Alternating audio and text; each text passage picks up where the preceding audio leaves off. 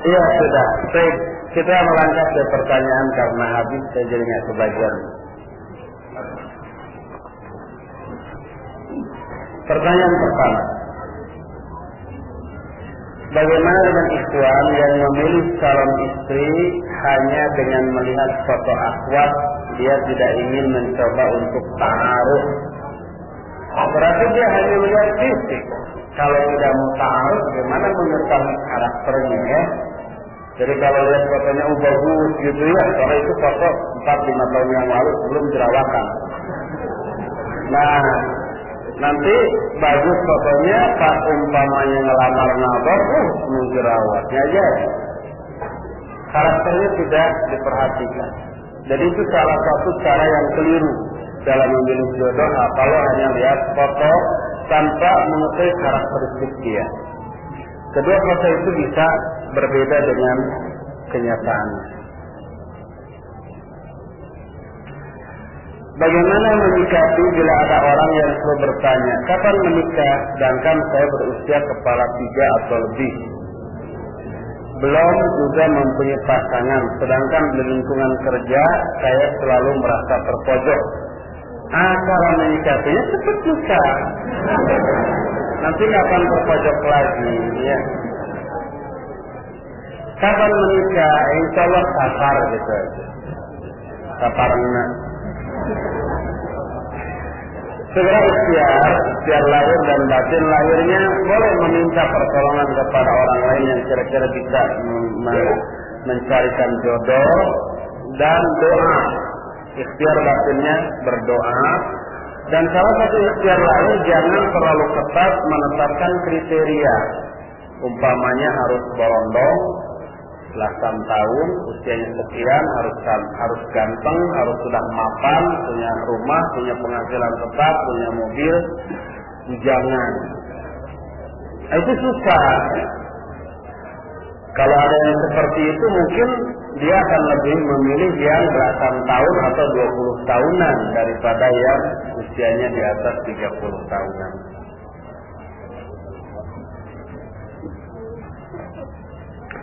Mohon penjelasan tentang ungkapan, jika menginginkan istri seperti Fatimah binti Muhammad, maka jadikan dirimu seperti Ali bin Abi Thalib. Ya, maknanya kalau ingin dapat wanita soleh, kita harus soleh dulu ya. Kalau wanita yang soleh kitanya bejat, tapi lama nggak mau dia pasti akan memilih laki-laki yang soleh juga. Bagaimana parameter wanita solihah? Apakah kita harus bercermin diri jika ingin melamar wanita yang sangat solihah? Iya, kalau umpamanya semua orang ingin wanita solihah, tapi kita sendiri tidak soleh, mana bisa dapat? Kalau ada wanita itu tidak akan mau nikah dengan laki-laki yang tidak soleh. Bagaimana jika seandainya dari pihak wanita yang mengajukan proses ta'aruf lebih dulu? Boleh, nggak apa-apa. Dan itu tidak aib secara syar'i, walaupun secara urut mungkin dianggap terlalu agresif ya. Tapi secara syar'i itu tidak tercela, dan Nabi SAW tidak mencela wanita yang menghibahkan diri kepada beliau. Tidak disalahkan, tidak dianggap hina, dan itu boleh.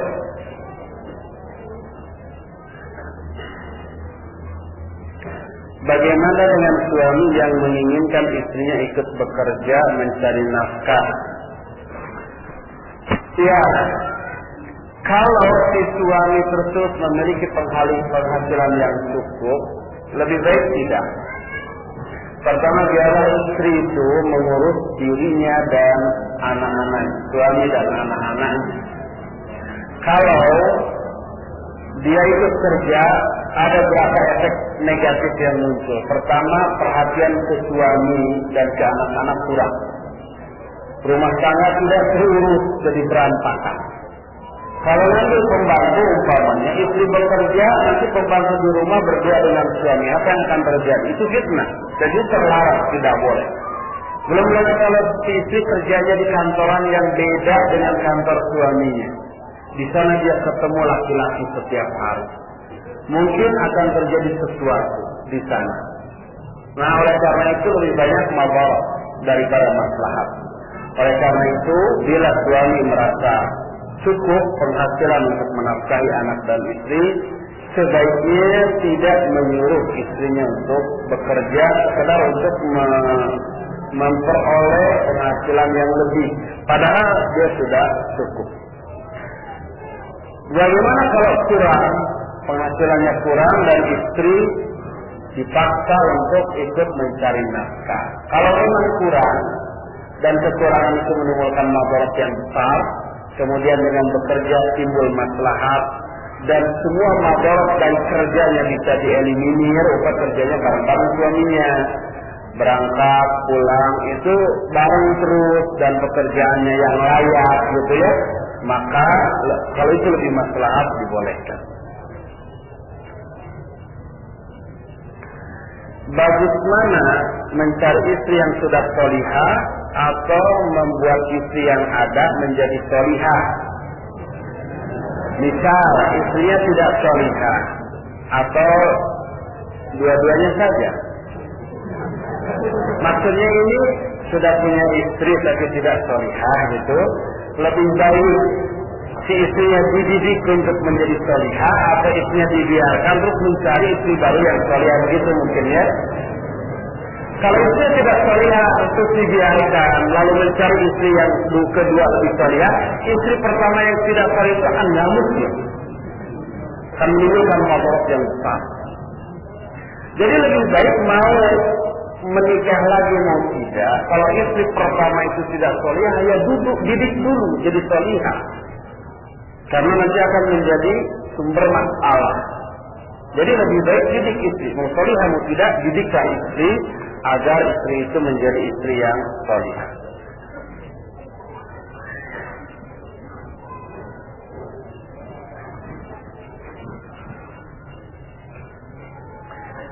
Bagaimana caranya mencari ikhwan yang sholih? Ya, ikhwan tidak akan bisa mencari ikhwan yang sholih secara langsung. Dia harus minta bantuan kepada ikhwan yang paham, yang hafal siapa saja di antara ikhwan ini yang sholih. Paling begitu.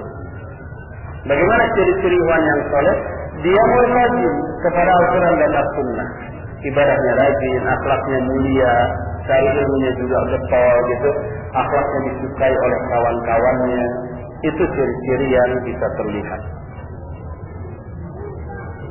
Bagaimana jika seorang istri ingin merawat tubuhnya dengan perawatan ala kadarnya agar suami senang, tapi suaminya bakhil, apa yang harus dilakukan?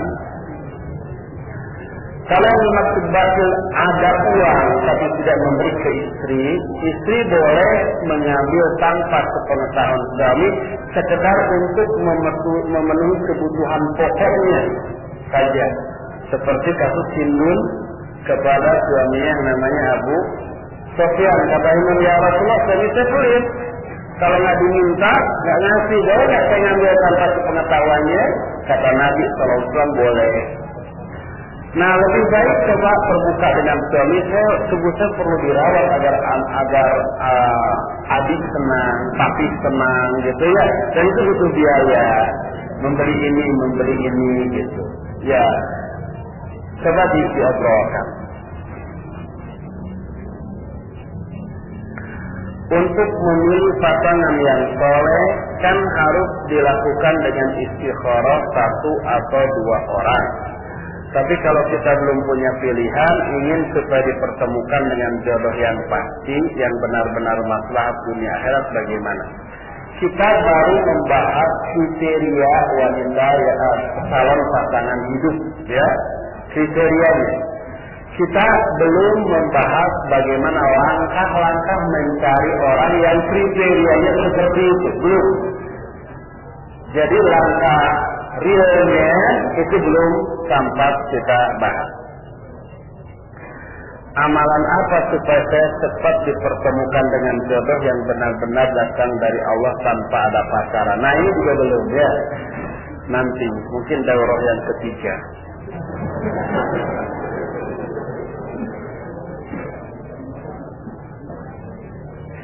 Saya punya saudara laki-laki, saya menginginkan dia menikah dengan wanita soleh. sayangnya dia belum menjadi laki-laki yang soleh. Apakah pantas dia mendapatkan wanita yang soleh? Enggak pantas. Bagaimana caranya ngajak dia menjadi laki-laki soleh? Suruh ngaji, suruh bergaul dengan ikhwan-ikhwan, ya, nasihati terus gitu.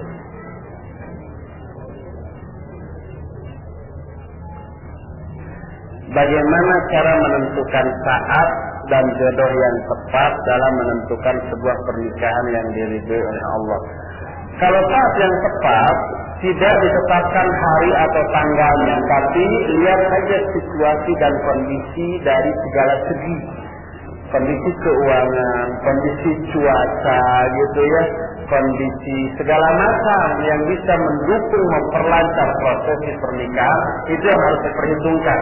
Bukan ngitung pasnya ini dilihat wadalnya hari apa, yang laki-laki hari apa, oh pasnya hari anu. Jangan, itu namanya kurasa, tidak boleh. Itu praktek perdukunan, itu tidak boleh. Jadi yang menjadi bahan pertimbangan adalah hal-hal yang rasional. Lihat umpama kondisi keuangan kita, kapan punya uangnya karena harus mengadakan walimah. Lihat juga cuaca, jangan-jangan ketika menikah hujan, banjir seperti itu. Dari aspek itu yang kita harus perhatikan. Bagaimana dengan para ulama yang tidak menikah? Apa alasannya? Apa itu tidak diperbolehkan? Iya, di kalangan para ulama banyak yang tidak menikah, seperti Syekhul Islam Ibnu Taimiyah, seperti Imam An-Nawawi. Tapi mereka tidak nikahnya itu bukan karena benci kepada sunnah, tapi betul-betul tidak sempat. Karena waktunya habis untuk ilmu, belajar ilmu, menyebarkan ilmu, jihad, bahkan di penjara. Syekhul Islam Ibnu Taimiyah karena meninggalnya juga di penjara dalam keadaan sujud, salat, kemudian meninggal.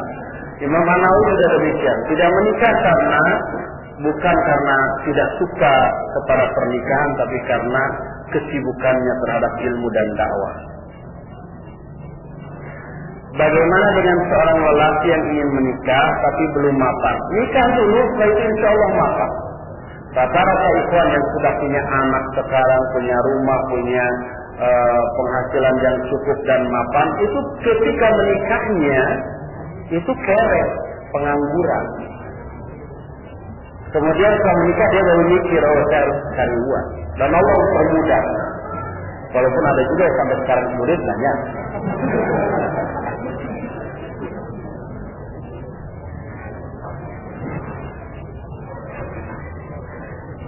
Bagaimana caranya supaya mudah mendapatkan jodoh? Saya sudah ikhtiar dan berdoa, tapi Allah belum juga mentakdirkan saya menikah. Para usiaku semakin menua. Ya, tadi seperti yang saya katakan, langkah-langkah mencari jodoh belum kita bahas ya, baru kriteria saja. Bagaimana kalau Ustaz membuka biro jodoh yang syar'i? Bukankah ini salah satu cara dakwah yang bagus, dan ini tentunya sangat membantu kami-kami yang masih jomblo. Jujur banget.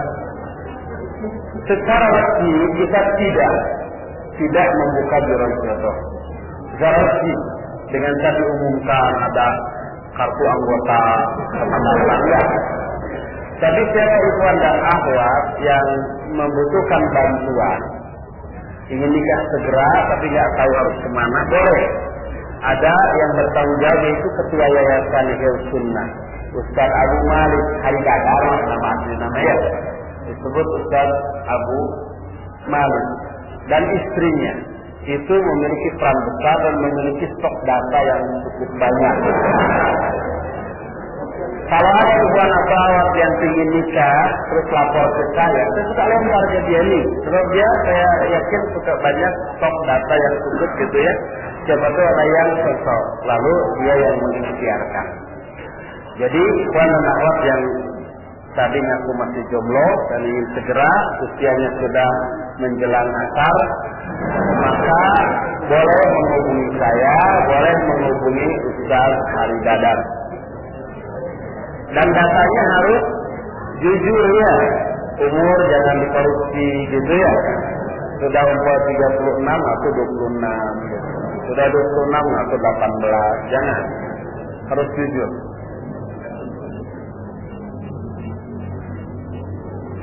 Bagaimana memilih jodoh dengan cara pacaran seperti yang dilakukan kebanyakan orang saat ini dalam pandangan Islam? Pacaran menurut orang saat ini adalah sesuatu yang banyak melanggar aspek syar'i. Pacaran sekarang ini kan pergi jalan berdua, ngobrol berdua, makan berdua, itu berkhulwat dan itu tidak boleh.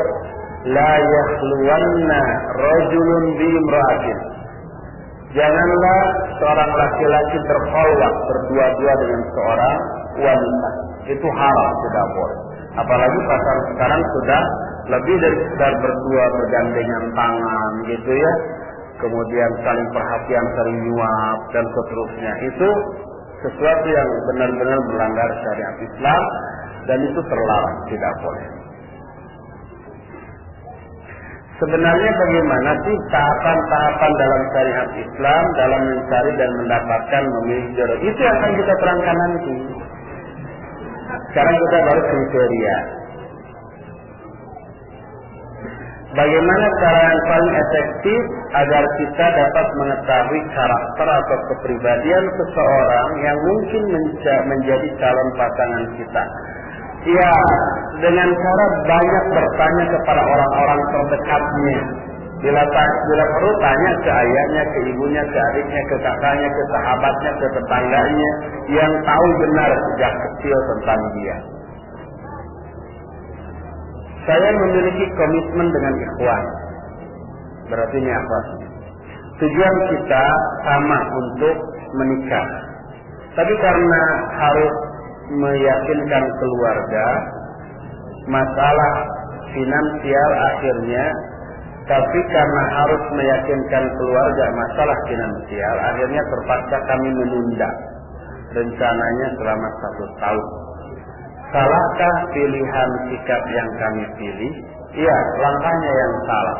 Kalau memang belum memungkinkan untuk menikah, umpamanya orang tua belum mengizinkan, kondisi belum mengizinkan, sehingga tidak akan mungkin bisa menikah dalam waktu yang segera, jangan dulu membuat komitmen apa-apa dengan lawan jenis. Nanti komitmen sudah dibuat, kendala banyak, akhirnya 5 tahun lagi tuh baru nikah. Itu pun belum tentu jodoh. Jadi kalau memang kita belum siap menikah, belum kepikiran nikah, kendala masih banyak sehingga nggak mungkin nikah sekarang, jangan dulu menuju ke arah sana. Jangan bikin komitmen, jangan mencari-cari jalan menuju ke arah sana. Kecuali kalau orang tua bilang, kamu segera dong cari pasangan, gitu ya, sudah semuanya sudah siap, baru kita bikin komitmen dengan orang yang juga sudah siap sesegera mungkin. Kita siap, orang lain belum siap, jangan. Umpamanya ada ikhwan melamar kita, istri saya menikah, mau nggak jadi istri saya? Kita tanya itu sebelum dikatakan mau. Kalau saya mau, kapan Ahi mau menikahi saya? Ya 5 tahun lagi lah. Jangan. Ya bisa, harus segera bulan ini juga, bila perlu besok.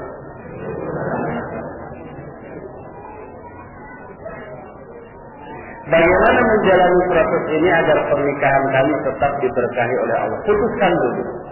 Selama engkau belum pasti kapan menikah, udah kita anggap tidak ada apa-apa. Kalau nanti jodoh, insya Allah kita bertemu lagi. Nah, untuk mendukung komitmen itu jangan komunikasi. Apalagi sekedar kata basi, uksi lagi apa jam segini, ingat nggak ke saya? SMS ya. Jangan hindarkan komunikasi yang tidak perlu. Bagaimana cara meyakinkan keluarga agar tidak perlu khawatir masalah finansial? Jelaskan sejelaskan kita bisa. Kalau kita tidak bisa atau kurang meyakinkan, beri buku, beri kaset, CD ceramah tentang masalah itu. Cari orang yang kira-kira bisa meyakinkan orang tua kita. Itu berapa hal yang bisa kita lakukan.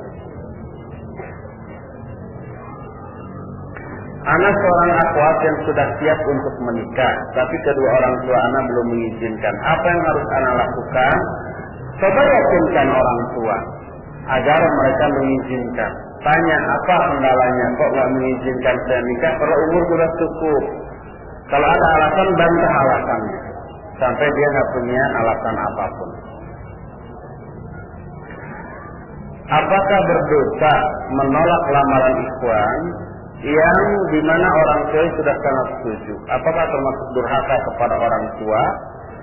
Penolakan tersebut dikarenakan tidak ada kecenderungan hati. Ya bilang saja kalau memang tidak mau, bilang tidak mau sudah. Tapi kalau kecenderungan hati itu karena aspek fisik, sebaiknya jangan. Lihat aspek agama tadi. Kata Nabi SAW, "Idza ja'aka man tardawna dinahu wa khuluquhu fazawwijhu, fa illa fatatun fitnatun fil ardi wa fasadun kabir." Kalau datang kepada kamu seseorang laki-laki yang kamu ridhoi agamanya dan akhlaknya, nikahkan. Kalau enggak akan timbul fitnah yang besar dan kerusakan yang besar. Jadi lihat agamanya, bukan rupanya, fisiknya. Kalau itu agamanya buruk, sehingga kita tidak cocok, nah baru itu alasannya syar'i untuk ditolak. Islam memerintahkan kita untuk mempunyai anak yang banyak. Namun sebagian orang mengatakan bahwa kata banyak itu yang dimaksud adalah dari segi kualitas. Yang namanya banyak, kuantitas di mana-mana juga. Sehingga menjadi alasan bagi mereka untuk ber-KB. Untuk apa punya anak banyak kalau nggak benar lebih baik sedikit tapi lebih banyak, lebih baik banyak tapi benar. Di mana-mana yang namanya banyak kuantitas bukan kualitas, tapi kualitas tidak boleh diabaikan.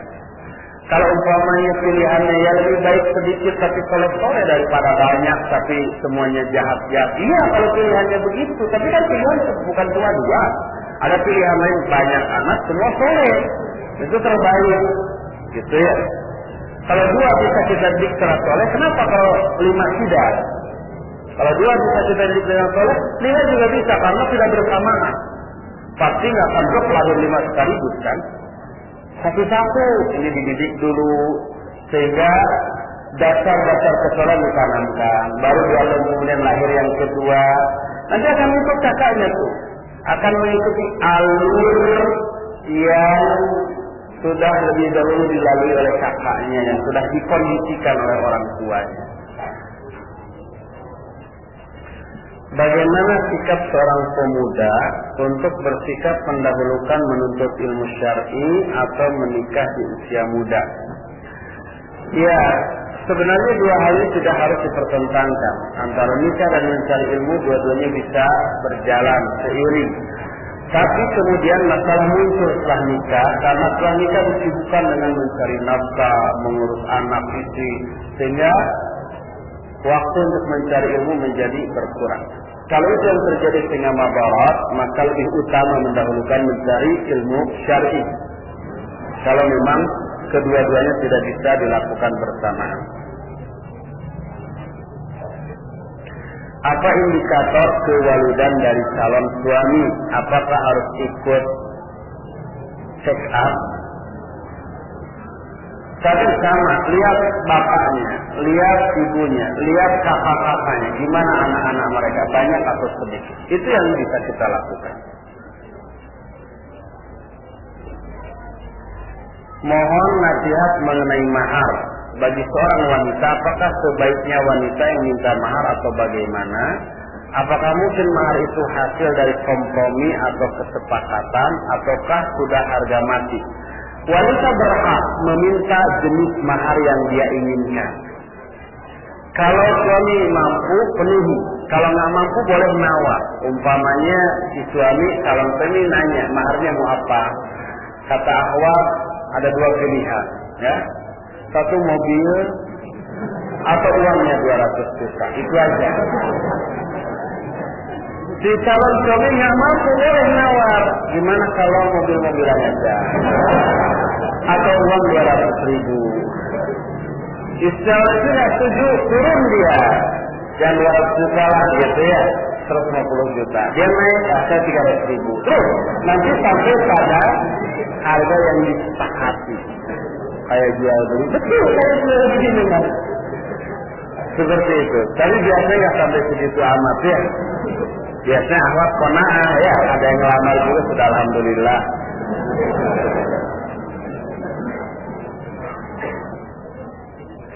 Apakah perkara yang dibolehkan menggunakan teknologi dalam rangka merubah keadaan fisik untuk menyenangkan istri atau suami? Kalau merubah kondisi fisik itu sampai operasi umpah hidung ya yang tadinya pesek, kemudian dioperasi jadi mancung, kulit yang dari hitam dioperasi menjadi putih gitu ya, itu tidak boleh. Itu merubah ciptaan Allah Subhanahu wa taala.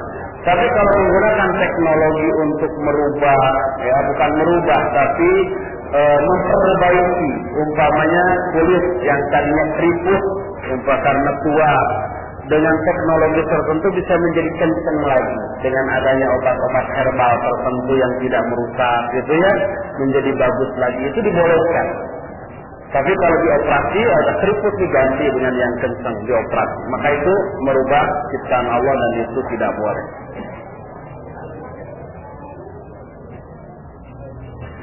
Bagaimana dengan wanita yang mandul? Apakah mereka tidak akan menikah? Ya, menikah juga, tapi rata-rata kan kemandulan tidak diketahui kecuali setelah menikah. Setelah menikah kok nggak punya anak juga, lalu periksa ternyata mandul, biasanya baru di sana tuh diketahui. Kalau sebelum menikah biasanya tidak diketahui. Walaupun ada juga yang sudah diketahui. Bagaimana acara resepsi pernikahan? Oh, belum ya. Menikahi wanita salihah tapi belum mengenal manhaj salaf. Bagaimana hukumnya? Kalau belum mengenal manhaj salaf, dikhawatirkan akidahnya ada yang keliru, tauhidnya ada yang menyimpang, manhajnya ada yang bengkok. Kalau ada sedikit kebengkokan dari sana, mustahil dia menjadi wanita yang salihah. Karena penyimpangan akidah, penyimpangan tauhid itu lebih asasi, lebih fundamental daripada penyimpangan akhlak. Seperti itu. Wallahu a'lam.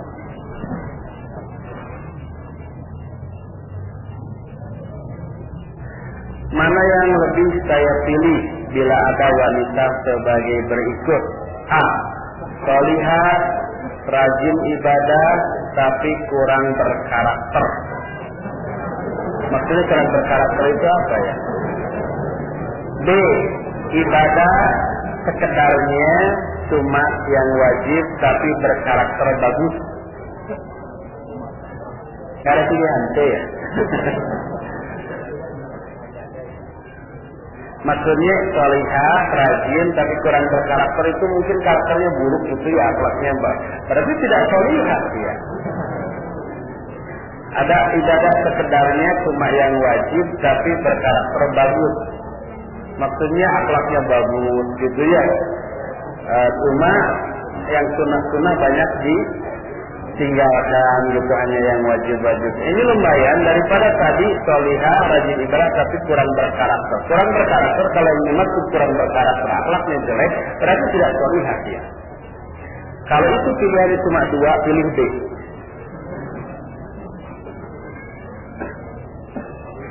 Ketika saya ingin menikah, sangat tidak mudah.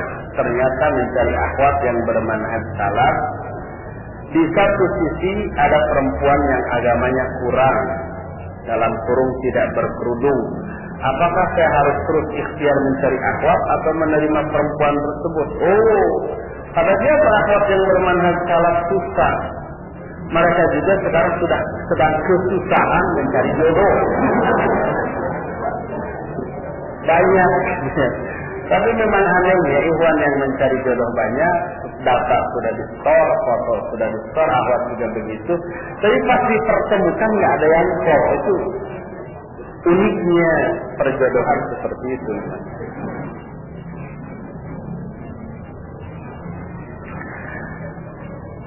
Afwan Ustaz, dari tadi dibahasnya tentang istri salihah terus. Mana pembahasan suami salihnya? Tadi sudah tersirat ya.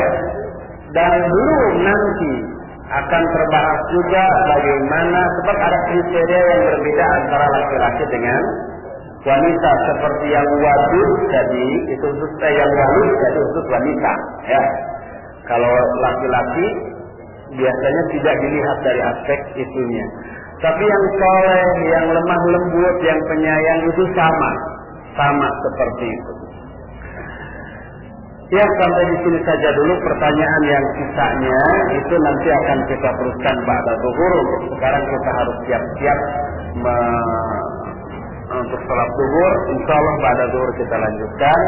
Subhanakallahumma bihamdika asyhadu an la ilaha illa anta astaghfiruka wa atubu ilaik. Alhamdulillahirabbil alamin.